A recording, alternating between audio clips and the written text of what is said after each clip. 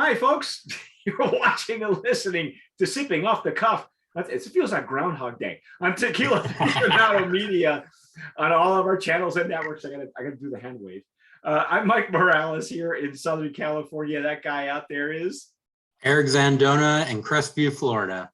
Folks, we're in RTD heaven. We are tasting and dissecting Chido. Que Chido, right? Chido means que cool, right? Well, I would have called it que cool, but whatever.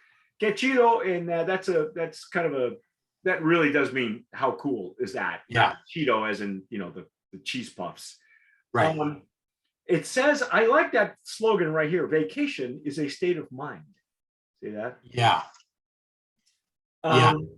I think that's one of the things, like the packaging's really fun. Yeah. Oh yeah. And it's all positive vibrations on the bottom, so it's definitely got that. You look at their website, it's like a van with some surfboards on it. It's very cool vibes. Yeah, it's all about the vacation vibe, and it's all about being away and the being away from the 9-to-5 grind. I would rather go to that 9-to-5 because tequila never sleeps, let me tell you.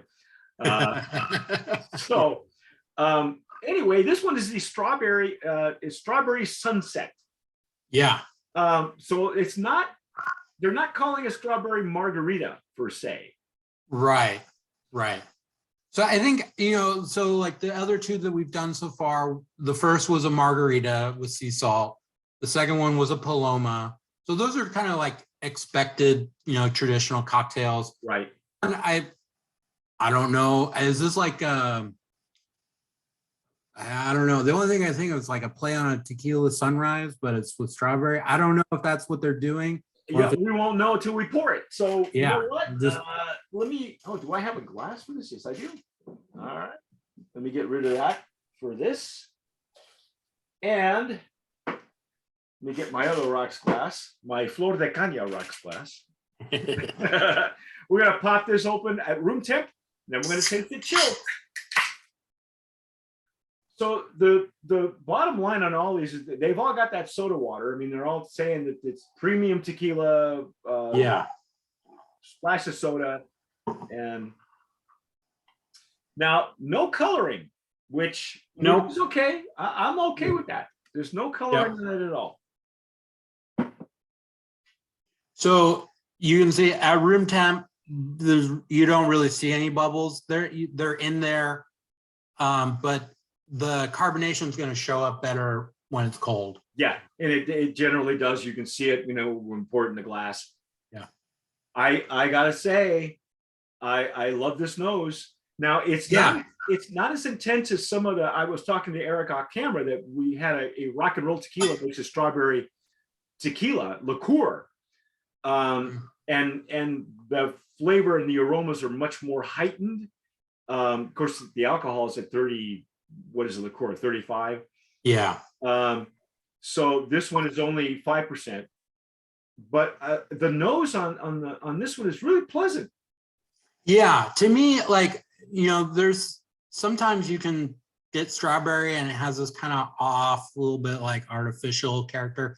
To me, this reminds me a lot of if you ever just like sprinkled sugar on strawberries, put them in the fridge, right? Yeah.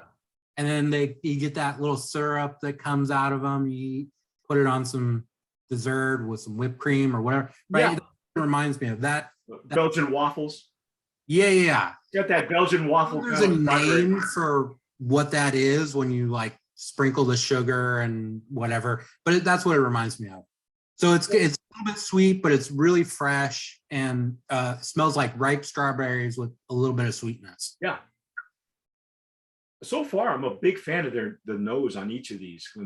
They're very inviting on the aroma part of it. I agree. It's all strawberries, so let's just. I'm ready to dive in.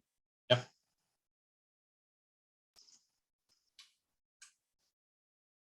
Now, see, this one's a bit more tart at the back end.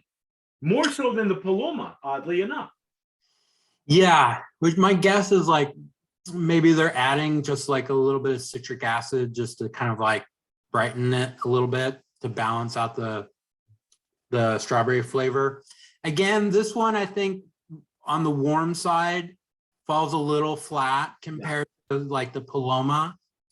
Because it's the flavors are there, but they're like nowhere near as intense as the aroma is. You definitely get some of the tequila flavor coming through. There's definitely a strong through line. Whatever tequila they're using, there's that profile carries through all the ones we've tasted so far. So and that's, you know, like I say, they don't have a number on the can, so we technically have to put them in a mixto category as an RTD. It's okay. I'm all right with that. Yeah. But at least there's a consistency, you know, whatever. And I think there's a reason why that they went with these lighter flavors is because they wanted the tequila to come through. Yeah.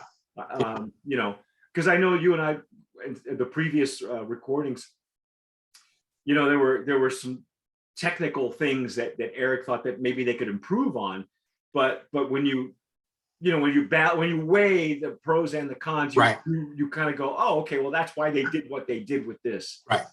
Yeah. Yeah, and there's nothing like awful about these, right? There are some that are just like undrinkable. Yeah.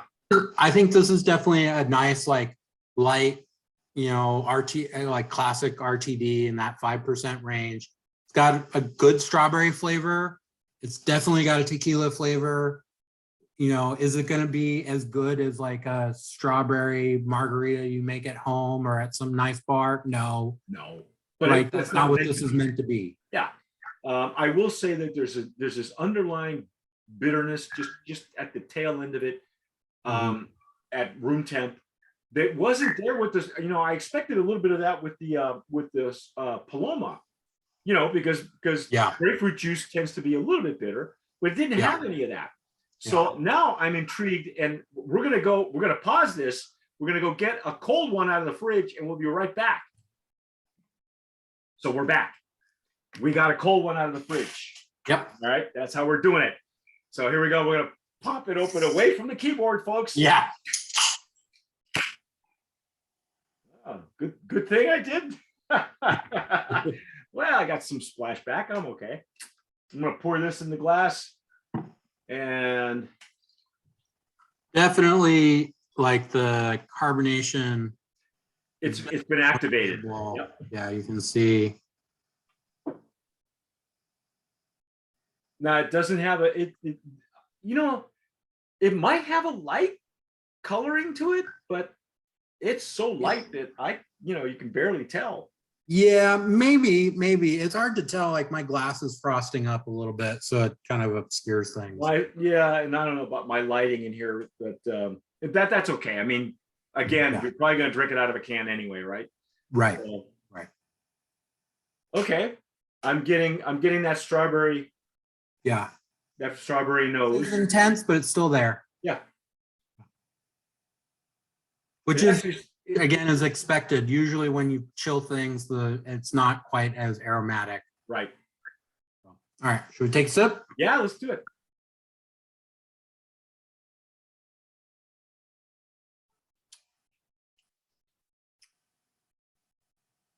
I still get that underlying bitterness on the tail end.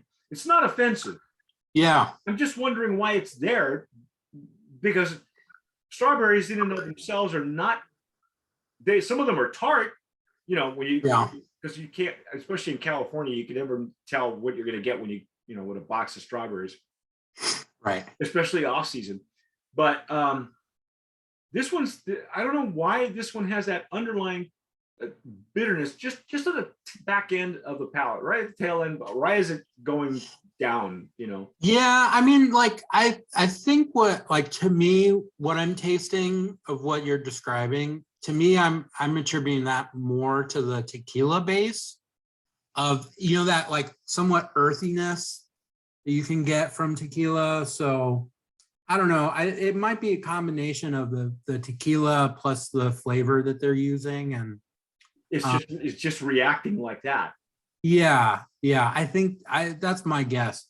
And because, like, you know, we've mentioned with the other ones, it's this one's only 4 grams of carbs.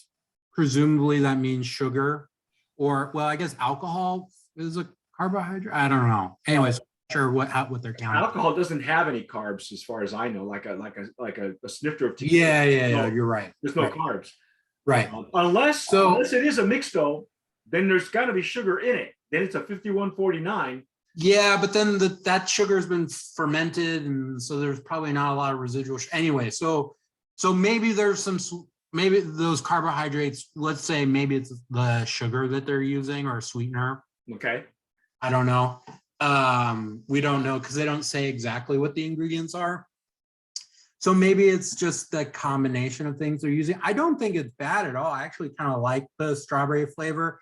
Again, 5%. It's light. It's got a lot of crispness to it. Like these are not meant to be like super big, powerful flavors in your face. It's meant to be just like real refreshing and chill. Yeah, it's not meant to get you buzzed. Okay. I mean, that's the other thing too. It's not, it's enough alcohol to let you know it's there. And, and that way you don't feel bad for not, unless you're a tailgater and you want beer and, or something heavier. Well, that's the reason the RTD category exploded, because what we saw in the market, we saw all the super premium liquors were driving the tequila industry. Okay, so we're just going to talk tequila here. But on the other spectrum, we got the RTD started ramping up too, because maybe whoever was unemployed or whatever didn't have the disposable income to buy super premium, but they wanted to buy something that had some sort of semblance of alcohol in it. Right. And the RTDs exploded. So the younger generations were drinking better, lighter.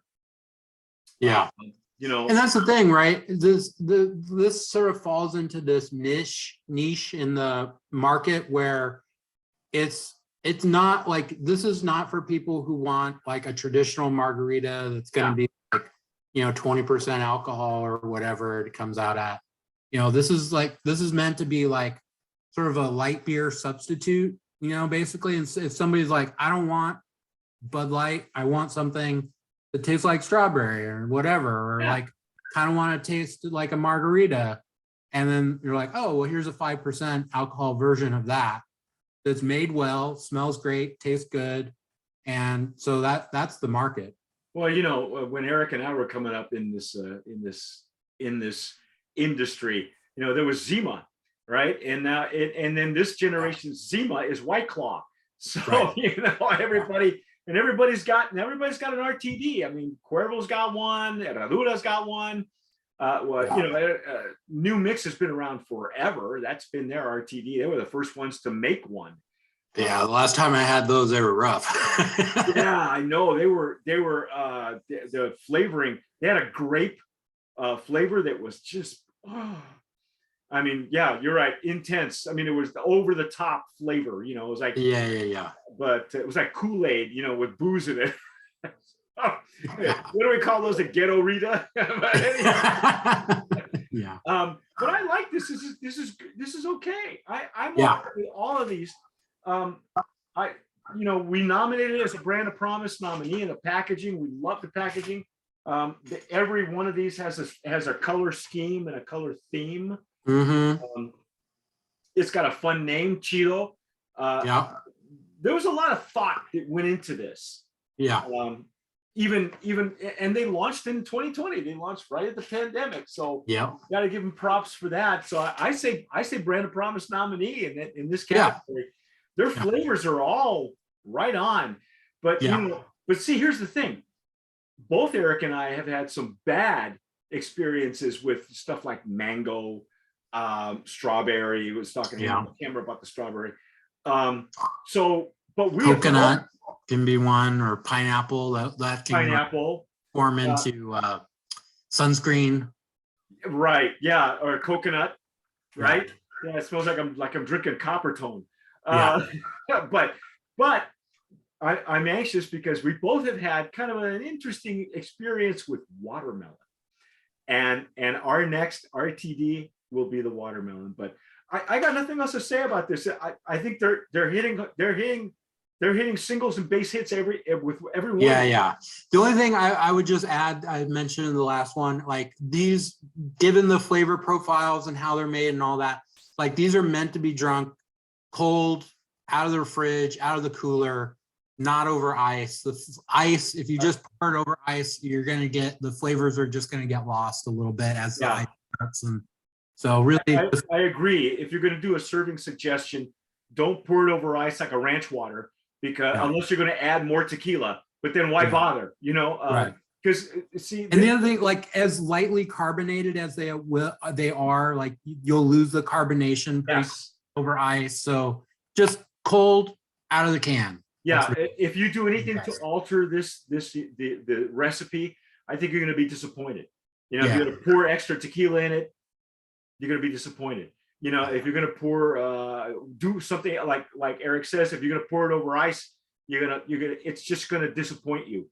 Don't do that. Shrink it out of the can, you know, and it'll be okay flat too. So once it heats up and warms up, you're not going to go, you know, give me another cold one. You're going to drink it. It's still going to be okay for you. So anyway, that's our take on Chido. This is the Strawberry Sunset. I guess the sunset means that it's a little bit lighter. It's not like, you know, like a tequila sunset. It's just a strawberry sunset. Yeah. So that's our take on Chido. We nominated for Brand of Promise nominee in the Mixto RTD category. Go get yourself. By the way, if you're having this and you've had it before, what are you doing with it? Where are you taking it? Leave us comments down below if you're watching us on YouTube. If you happen to see this on Instagram, let us know what you're doing with it. By the way, if you are watching us on YouTube or listening to us on podcasts, subscribe, whatever you do. You know, hit the notification bell, because we stream all our stuff the following month, so you can binge watch us binge drink, and you know, well, you know, in moderation anyway. And whatever you do, tomar sabiamente. Sip wisely.